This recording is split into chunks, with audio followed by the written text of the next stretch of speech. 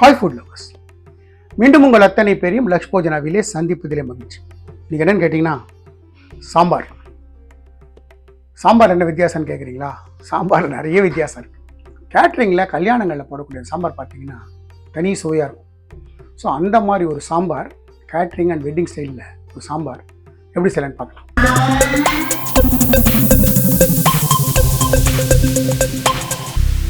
நான் ஒரு 75 கிராம் பருப்பு, ஒரு 1 ஹவராக ஊற வச்ச பருப்பு என்கிட்ட இருக்குது. இதை டேரெக்டாக குக்கரில் சேர்த்துறேன். ஊற வச்ச பருப்பு. இதில் ஒரு 3 பல்லு பூண்டு, ஒரு பெரிய தக்காளி கட் பண்ணி வச்சுருக்கேன், அது கொஞ்சமாக மஞ்சப்பொடி, 1 ஸ்பூன் கடலெண்ணெய், இந்த பருப்பு மூழ்கிற அளவுக்கு தண்ணி. இந்த பருப்பு ரொம்ப குழசில் வேகக்கூடாது, மலர்ந்து இருக்கணும். அதுதான் அந்த கல்யாணங்களில் பண்ணக்கூடிய சாம்பார் ஒரு டிப்பு. இப்போது இந்த பருப்பை நான் வேக வச்சுட்டு உங்களுக்கு காட்டுறேன். மூடி போட்டு ஊற வச்சதுனால ஒரு 3 விசிலுக்கு இது நல்லா வெந்துடும். 3 விசில் விட்டுட்டு உங்களுக்கு காட்டுறேன். ஸ்டவ் ஆன் பண்ணி குக்கர் வைக்கிறேன். குக்கர் இங்கே சவுண்ட் வரட்டும். நடுவில் இங்கே ஒரு பாட்டு வைக்கிறேன். சைமில்டேனியஸாக குக் பண்ணும். ஸ்டவ் ஆன் பண்ணி ஒரு பாட்டு வச்சுருக்கேன். பாட்டு நல்லா சுடட்டும்.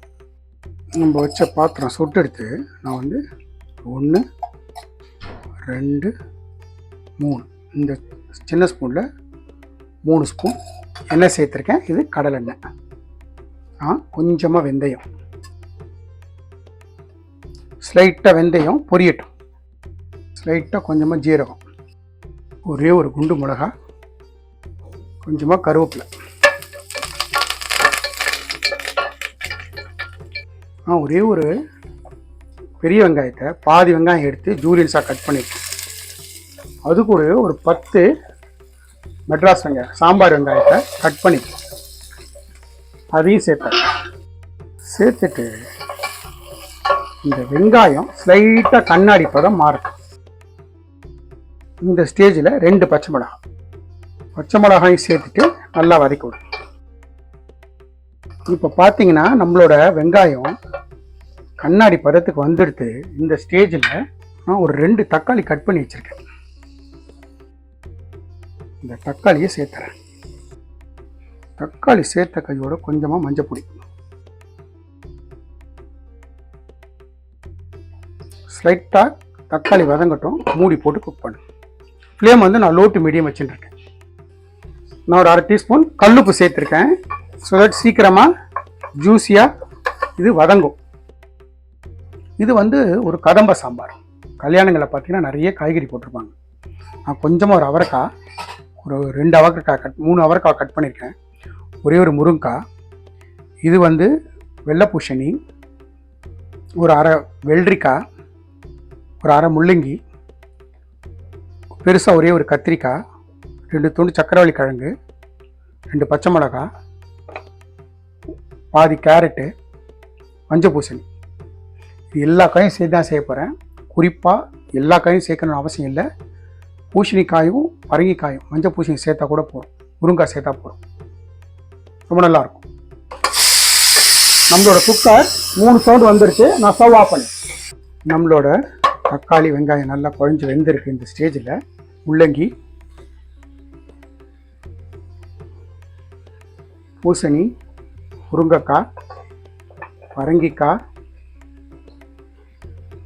அவரைக்காய், அதே மாதிரி இந்த சக்கரவள்ளி கிழங்கு 2 துண்டு, இதை முதல்ல ஒரு வதக்கிறேன்.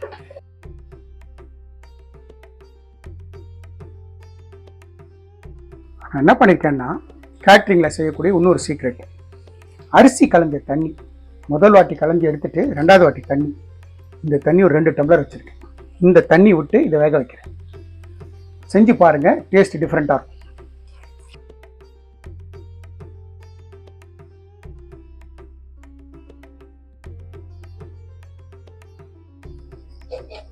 மூடி போட்டு குக் பண்ணுங்கள். இந்த காய் ஒரு 50% வெந்ததுக்கப்புறம் மற்ற காய்களை சேர்த்து நம்ம 3 to 4 மினிட்ஸ் ஆச்சு. நம்மளோட காயெல்லாம் ஓரளவுக்கு நல்லா வெந்திருக்கு.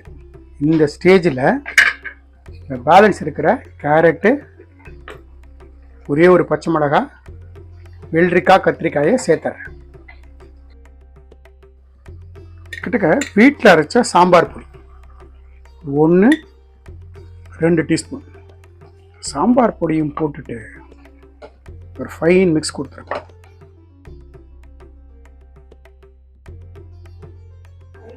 இது நல்லா கொதிக்கட்டும். ஒரு 5 மினிட்ஸ் நல்லா கொதிக்கட்டும். நடுவில் நம்மளோட குக்கர் நல்லா ஸ்டீம் அடங்கிட்டு இந்த மாதிரி பார்த்தீங்கன்னா வெந்திருக்கு. ஆனால் இந்த மாதிரி மலர்ந்துருக்கு. இந்த மாதிரி பருப்பை குக் பண்ணி வச்சுக்கோங்க. ரெடியாக இருக்கட்டும். குக் இது ரெடியாக இருக்கட்டும். நம்ம கத்திரிக்காயெல்லாம் போட்டு 2 to 3 மினிட்ஸ் ஆச்சு. இந்த ஸ்டேஜில் நான் திக்காக கரைச்ச புளித்தண்ணி வச்சுருக்கேன்.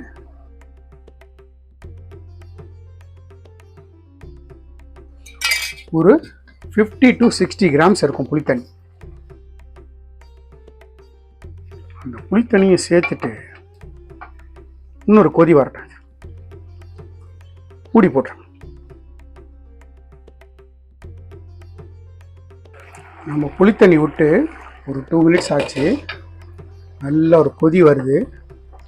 பார்த்தீங்கன்னா நம்மளோட காயெல்லாம் நல்லா வெந்துடுது. இந்த ஸ்டேஜில் நம்ம இந்த வேக வச்ச பருப்பு இருக்குல்ல, அப்படியே அந்த தண்ணியோடு சேர்த்துறோம். சேர்த்துட்டு கலந்து விட்டுறோம். நம்ம கல்யாணங்களில் செய்யக்கூடிய ஒரு சாம்பார் எப்படி இருக்குது பாருங்கள். கதம்ப சாம்பார். அந்த அப்படியே அந்த டெக்ஸ்சர் வந்துடுது பார்த்தீங்களா. எனக்கு உப்பு தேவைப்படுது. ஒரு 3/4 டீஸ்பூன் கல்லுப்பு சேர்த்து கலந்து கொடுத்துட்டு ஒரு 1/2 டம்ளர் ஹாட் வாட்டரும் சேர்த்துட்டு மூடி போட்டு கொதிக்க விடுங்க. நல்லா ஒரு 5 மினிட்ஸ் ஃபைனலாக நல்லா கொதிக்கட்டும்.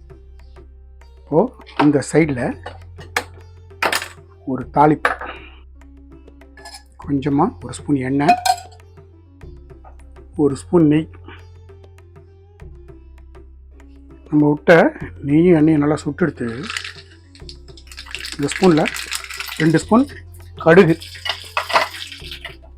கொஞ்சமாக ஜீரகம், ஒரே ஒரு பச்சை மிளகாய், கொஞ்சமாக கருவேப்பிலை. எங்கிட்ட துருவின தேங்காய் வச்சுருக்கேன். நான் ஸ்டவ் ஆஃப் பண்ணிடுறேன். ஸ்டவ் ஆஃப் பண்ணிவிட்டு இந்த துருவின தேங்காயை சேர்த்தேன். இந்த துருவின தேங்காயை சேர்த்துட்டு நல்ல ஒரு பரட்டிட்டு கொதிச்சுட்டு இருக்குல்ல, இதில் சேர்த்துருக்கேன். சேர்த்துட்டு கலந்து விட்டுருங்க. நம்மளோட கதம்ப சாம்பார் கல்யாணங்களில் செய்யக்கூடியதில் கையில் கொத்தமல்லி இருக்குது. ஃபினிஷ் பண்ணிவிடுங்க.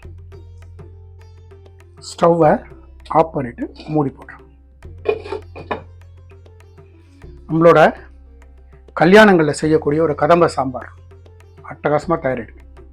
நம்ம கல்யாண கேட்ரிங் ஸ்டைலில் செஞ்ச ஒரு சாம்பார், கதம்ப சாம்பார், அட்டகாசமான ரெசிபி. ஐ அஷ்யூர் யூ, நீங்கள் கல்யாணங்களில் சாப்பிடும்போது என்ன ஃபீலிங் உங்களுக்கு இருக்கோ அந்த டேஸ்ட் அண்ட் ஃபீலிங் இருக்கும். எந்த மாதிரி இன்க்ரீடியன்ஸ் போட்டு எப்படி செஞ்சனோ அதே மாதிரி செய்யுங்க. எனக்கு கிடைச்ச எக்ஸ்ட்ரா ரிசல்ட் உங்களுக்கும் கிடைக்கும். இந்த வீடியோ பிடிச்சிருந்தா லைக் அண்ட் ஷேர் பண்ணுங்கள். உங்கள் ஃபேமிலி ஃப்ரெண்ட்ஸ்க்கு வந்து ரெக்கமெண்ட் பண்ணுங்கள். மறக்காமல் நம்ம சேனல் வந்து சப்ஸ்கிரைப் பண்ணுங்கள். Thanks for watching my all videos. Lakshman signing off from Laksh Bhojana.